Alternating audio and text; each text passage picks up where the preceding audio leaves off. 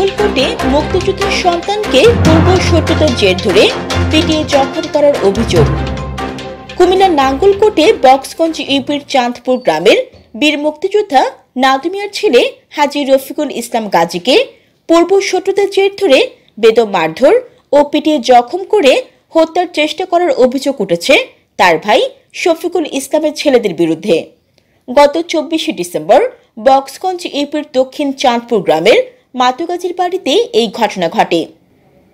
জানা যায়, জমি সংক্রান্ত বিরোধকে কেন্দ্র করে রফিকুল ইসলাম সেনাবাহিনীর নিকট একটি লিখিত অভিযোগ করে। এ বিষয়ে সেনাবাহিনী সরেজমিনে তদন্ত করে ঘটনাটি মীমাংসা করার জন্য স্থানীয় চেয়ারম্যান ও মেম্বারকে উভয় পক্ষকে ডেকে মীমাংসা করার জন্য নির্দেশ দেন। সে আলোকে স্থানীয় চেয়ারম্যান উভয়ের পক্ষ থেকে কাগজপত্র তলব করে। রফিকুল ইসলাম তার সকল কাগজপত্র স্থানীয় চেয়ারম্যানের নিকট হস্তান্তর করেন। তিনি কাগজপত্র দেখে 25 ডিসেম্বর সালিশ বৈঠকের তারিখ নির্ধারণ করে 24 ডিসেম্বর রফিকুল ইসলামকে সকল কাগজপত্র বুঝিয়ে দেন।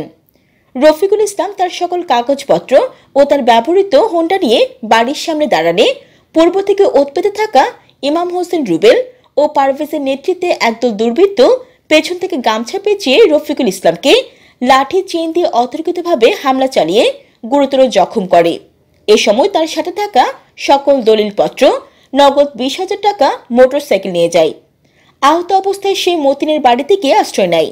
পরে সেখান থেকে মিজানুর রহমানের সহযোগিতায় তাকে কুমিল্লা মেডিকেল কলেজ হাসপাতালে ভর্তি করে।